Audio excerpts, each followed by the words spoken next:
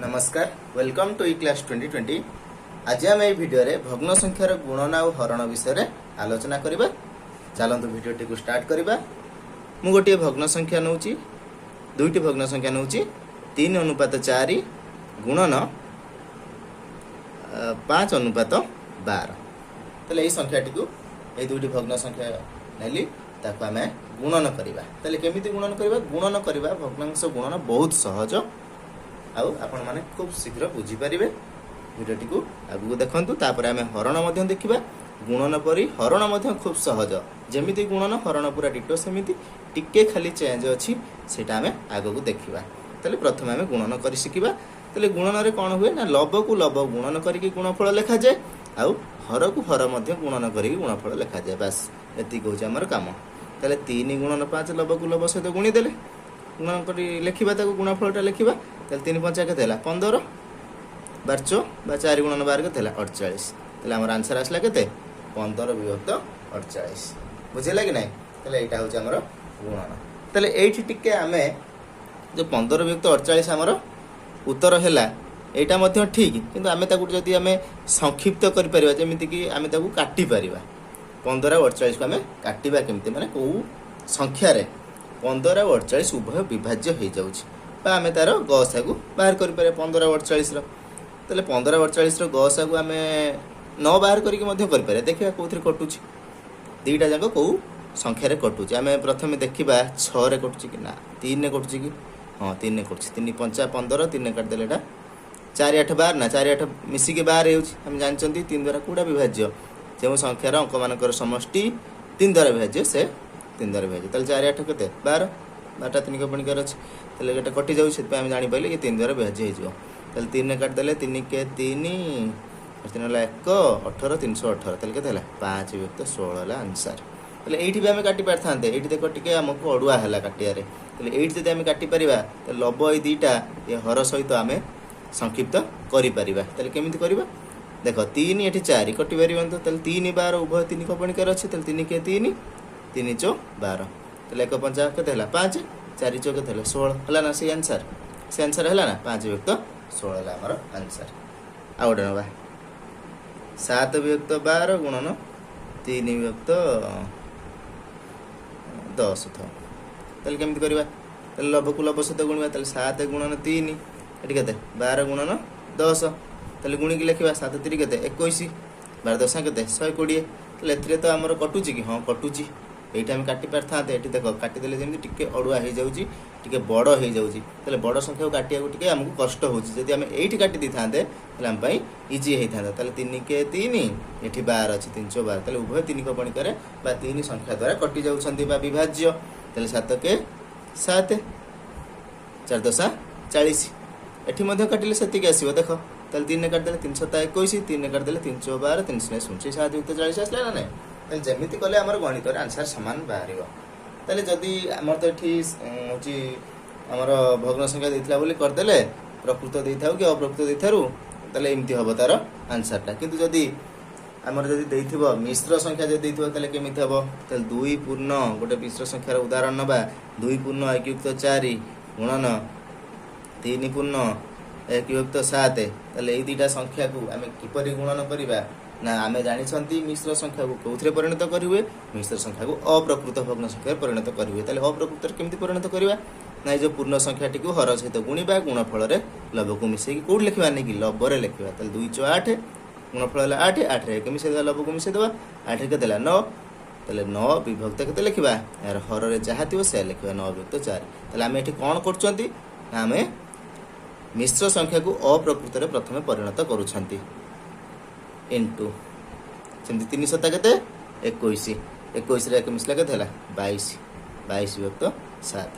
तले वर्तमान जेमिति हमर जो फॉर्मेट थिला सेही फॉर्मेट को आसीलानी। तले वर्तमान गुणी परिबा। तले 9 गुणन 22 9 गुणन 22 लब को गुणी देले। तले 4 गुणन तळे अछि केते 4 गुणन 7 अछि। तले हम कोन करि परिबा? एठी हम कोन करि परिबा? काटि परिबा। देखो केमिति काटिबा? 9 और 7 कटिबन तो 9 और 4 भी कोनस पणी करे नाही। तले 22 4 देखो एठी एक स्थान 2 अछि, एठी एक स्थान 4 अछि। तले 2 द्वारा कटि जो। तले 2 रे काट देले 11 एटा 2 रे काटले 2। तले केते रहला 9 गुणन 11 केते हला 99।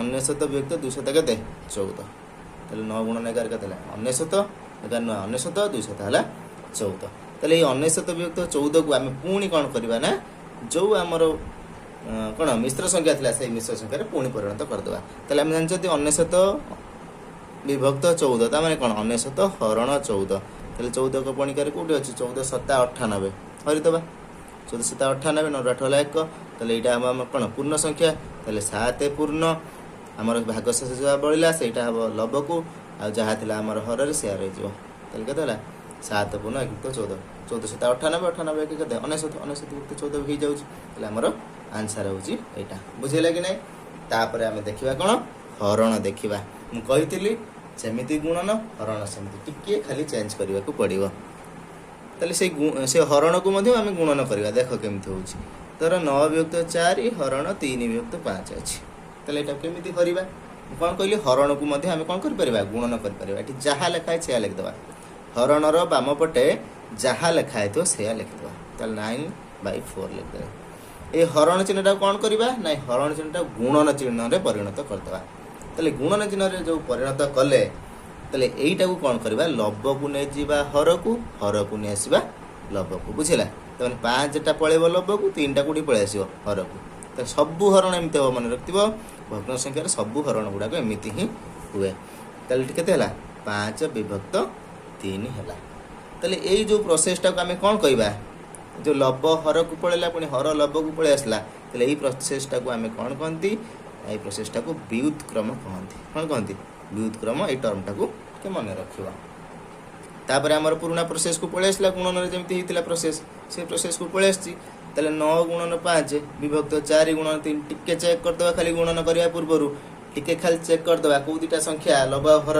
कटुची कि 9 4 कौन से पणिकार कटोनी कौन संख्यार विभाज्य हो ना दुटा संख्या 9 आउ 3 विभाज्य हो 3 के 3 3 3 9 3 5 के 15 4 के 4 15 युक्त 4 15 युक्त 4 को आम जब चाहिए मिश्र परिणत कर 15 4 हरवा 4 3 12 15 12 गला 3 युक्त 4 3 पूर्ण 3 युक्त 4 हो आंसर यहाँ हो आंसर जहाँ भी कले आंसर आमर से हम जदि हरण दे ठीक सेमती आम कौन करवा जदि मिश्र संख्या दे आम कौन करवा अप्रकृत करवा अप्रकृत करके पुणी गुणवा देख गोटे बुझे दूची 1 पूर्ण 3 विभक्त 8 हरण धर 2 विभक्त 5 अच्छी ताले एटा कौन करवा प्रथम कौन कहली जोटा मिश्र संख्या थी आम अप्रकृत परिणत करवा 8 के 8 8 3 11 बाय कस्ट 8 8 3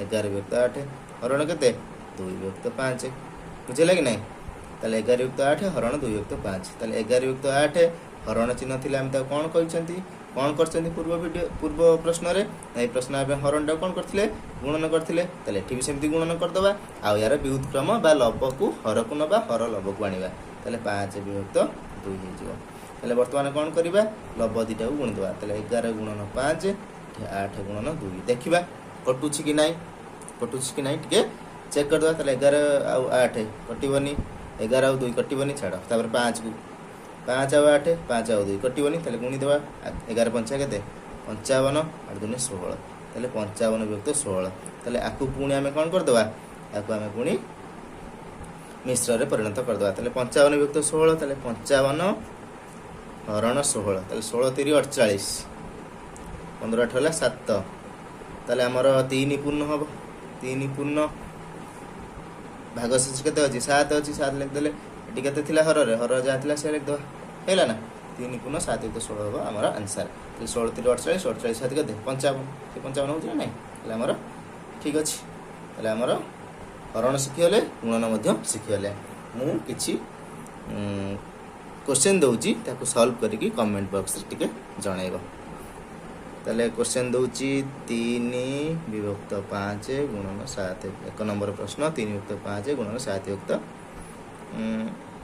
18 2 नंबर प्रश्न 1 पूर्ण 5 विभक्त 9 गुणन 2 पूर्ण 11 विभक्त 13 ताले यार प्रश्न उत्तर करके कमेंट बॉक्स रे जनइब 3 नंबर अच्छी 3 नंबरटा हरण दवा 5 विभक्त 15 ହରଣ 10 ବିଭକ୍ତ 15। ତାହେଲେ ଏଇ 3ଟା ପ୍ରଶ୍ନର ଉତ୍ତର ମୋତେ କମେଣ୍ଟ ବକ୍ସରେ ଜଣାଇବ। ମୁଁ ଆଶା କରୁଛି ତୁମେ ଗୁଣନ ଆଉ ହରଣ ବିଷୟରେ ପୁରା କ୍ଲିଅର ଅଛ। এই ଭିଡ଼ିଓ ପରେ ଆଉ କୌଣସି ଭିଡ଼ିଓ ଦେଖିବାର ଆବଶ୍ୟକତା ନାହିଁ। এই ଭିଡ଼ିଓରେ ସବୁ କିଛି ଅଛି ଆଉ ଏଇ ପ୍ରୋସେସରେ ହିଁ ସବୁ ଗୁଣନ ଆଉ ହରଣ ହିଁ ହେବ।